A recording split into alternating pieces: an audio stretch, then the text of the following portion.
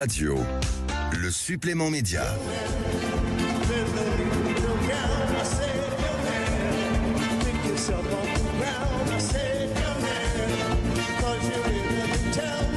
Voilà, Gilles connaît parfaitement la chorégraphie. Non, bonjour. je fais ce que fait Trump. Ah oui, Jean-Pierre Pasqualini, bonjour. Vous ne dansez pas? On danse dans les studios de Mélodie, on danse toute la journée. On a C'est fait vrai. un Village People non-stop. Vous êtes le directeur des programmes de Mélodie TV et on a eu envie de vous interroger ce matin sur cette chanson, sur l'histoire des Village People et cette histoire de la chanson YMCA. Là, ce qu'on a entendu, ce que Gilles a sélectionné, c'était hier en direct, après le discours de Donald Trump, les Village People ou ce qu'il en reste qui ont chanté et le leader qui est revenu. Donc Gilles avait raison, c'est bien le leader qui est à 74 ans revenu chanter un peu enrobé comme l'a dit Donald Trump. Vous allez voir, ils ont pris un peu de chair, c'est ce qu'il a dit en les annonçant. Oui, c'est vrai que Victor Willis était à la base de la chanson même avant que le groupe soit constitué. C'était un choriste qui en studio est venu un peu par hasard enregistrer cette chanson.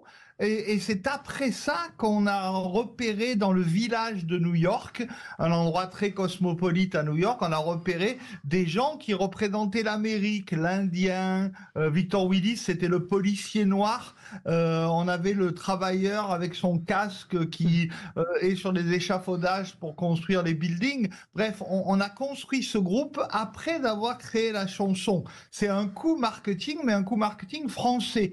Faut pas oublier, même si Victor Willis, qui est toujours dans le groupe depuis, dit c'est une chanson américaine parce qu'il a récupéré ses droits il y a 10 ans.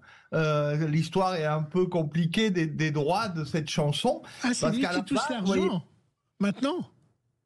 Comment? C'est lui qui touche l'argent maintenant de YMCA. Pas tout, parce que la chanson a été produite par deux Français, a été éditée par deux Français. Henri Bellolo, on peut le citer.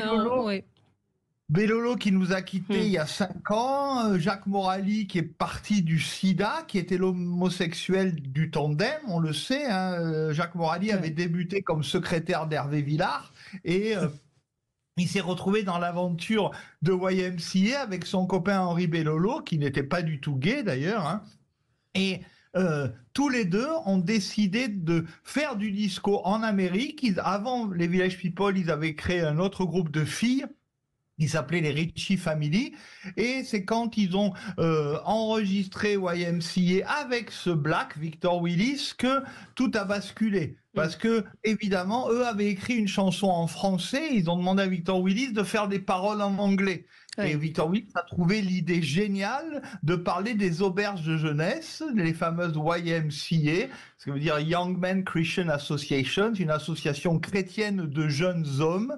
Alors là, évidemment, il y a tout un fantasme. Comme c'était séparé filles-garçons, on s'est dit, s'il y a que des hommes, il se passe des choses. Je suis pas sûr qu'il se soit passé vraiment beaucoup de choses dans les auberges de jeunesse réservées aux garçons. Mais Jacques Morali aimait bien ça. C'était dans son imaginaire à lui. Même si Victor Willis, ce garçon qui a écrit le texte anglais, n'était pas homosexuel et ne l'a jamais été. Donc, c'est vrai que lui dit, moi, j'ai jamais écrit un truc ambigu, alors que tout le monde a trouvé le texte ambigu, parce qu'il dit, you can hang out with all the boys, tu peux te brancher avec tous les mecs. Oui, mais c'est effectivement, est-ce qu'il y avait un double sens ou pas Mais en tout cas, en même temps, il y avait quand même une imagerie gay avec les pantalons, la façon, les cuissardes, enfin je sais pas comment ça s'appelle. C'était quand même, ça renvoyait quand même à une imagerie gay dans le look des chanteurs. C'était très Tom of Finland, les spécialistes de la gay attitude savent ce que c'est Tom de Finlande. San Francisco.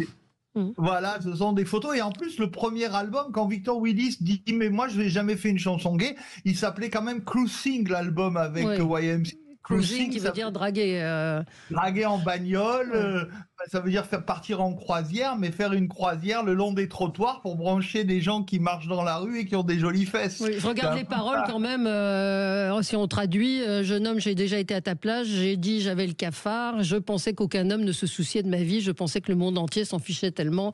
C'est quelqu'un qui est venu à moi, promène-toi dans la rue, il y a un endroit appelé le YMCA, ils peuvent te remettre sur la bonne voie. Donc bon, un peu ambigu, mais pas tant que ça. Ça a été aussi la campagne de recrutement dans l'armée à un moment, cette chanson. Dans la marine. Dans la Navy, oui, parce que c'est vrai que ça fait scandale aujourd'hui, mais ça a fait scandale un an après la sortie de YMCA, et dès 1979, quand ils sortent le deuxième tube, In the Navy, ils vont tourner un clip avec l'autorisation de la Navy à San Diego, et la Navy veut en faire un clip pour la promotion de la Navy, pour recruter des jeunes garçons pour rentrer dans la Navy. Et finalement, ça fait un tel scandale que la Navy américaine dit on va pas utiliser ce clip. Les Village People, on connaît le clip évidemment pour la promo de la chanson, mais la Navy n'utilisera jamais ces images parce que tout le monde leur est tombé dessus dès 79 en disant votre clip il est trop gay. Donc c'est pas aujourd'hui Victor Willis quand il s'énerve en disant ma chanson n'est pas gay, ma chanson n'est pas gay. Depuis 79 quand même, on sait que c'est gay. Ouais. En fait, Victor Willis, il fait un coup financier parce que j'imagine que avoir la chanson diffusée ce soir dans le monde entier va lui rapporter beaucoup d'argent. 50% des droits, parce qu'il a beau dire que la chanson est devenue américaine depuis qu'il a gagné son procès il y a 10 ans, c'est faux. La chanson, elle est peut-être à moitié américaine parce que le texte est américain, mais la musique a été écrite par des Français, et ça, c'est pas contesté. C'est Bellolo qui a écrit la musique ? Jacques Morali. C'est ça. C'est Jacques Morali qui avait écrit la musique et Bellolo écrivait les paroles. Et Victor Willis a fait valoir qu'il écrivait rien du tout. D'ailleurs, In the Navy, ça s'appelait Dans la marine en français. Dans la marine. Et à la base, il a été qu'adaptateur, Victor Willis. Et donc, il a dit, mais non, Dans la marine, ça n'a jamais existé en français. Personne n'a fait un tube en France qui s'appelait Dans la marine. C'est moi qui ai créé In the Navy. Et donc, je suis auteur d'origine. Et ça a été le grand débat. Qui était l'auteur d'origine? Est-ce que c'était Bellolo? Est-ce que c'était Victor Willis? Et YMCA, on n'a jamais entendu le texte français. Hein. Personne ne connaît le texte français de YMCA, alors que Bellolo avait prétendu avoir écrit le texte original. C'est ça qui a fait que Victor Willis a gagné le procès. C'est qu'il a réussi à prouver que c'est lui qui avait tout inventé. Donc ils sont à 50-50 dans les droits. Tout à fait, sur le total de la chanson. Mais ils n'imaginaient pas que les Village People cartonnent à ce point-là quand ils ont créé le groupe. C'était plus une farce, non ? Ah ben non, Richie Family, qui était le groupe précédent de Bellolo et Morali, marchait bien, mais pas au point En plus, ils sont arrivés au moment de l'explosion du disco, 77, quand l'album Cruising sort avec YMCA, le disco va exploser. Born to be Alive va sortir quelques temps plus tard, et d'ailleurs le disco français va conquérir la planète, parce que Victor Willis, il a écrit tous les tubes de Patrick Juvet aussi. I Love America, tous les tubes en anglais de Patrick Juvet, en disco, ont été signés par Victor Willis. Il avait un procès sur 24 chansons où on lui avait dit on te donne 500 € et puis c'est bon. Et donc, c'était même pas des euros, c'était des dollars, des francs. Combien de membres du groupe sont encore vivants? Combien il y a eu de renouvellements la semaine dernière? On l'a évoqué, je crois qu'il y a eu 5 ou 6 renouvellements sur certains des membres. C'est un peu comme les chœurs de l'armée rouge, hein. Ils sont partout en même temps. C'est-à-dire qu'il y a plusieurs formations qui ont tourné dans le monde. Moi, j'ai interviewé Victor Willis et Felipe Rose il y a 15 ans à Paris. Il était venu pour la promo d'un énième remix, parce qu'il y a eu des remixes, mais finalement, ça n'a servi à rien. C'est toujours la version originale qui tourne. Voilà, comme quoi il y avait un génie dans la production d'origine. Bellolo et Morali n'ont pas servi à rien. Ils sont partis à Philadelphie, ça a été enregistré à Philadelphie, au studio Sigma, et il y avait un savoir-faire du disco français. Donc Victor Willis a beau dire j'ai fait le texte, on m'a volé pendant des années, c'est vrai, mais c'est pas lui qui a tout fait. Il y avait quand même des producteurs qui ont fait le son, et ce son, il est indémodable. Merci d'avoir été avec nous, Jean-Pierre Pasqualini, directeur des programmes de Mélodie TV.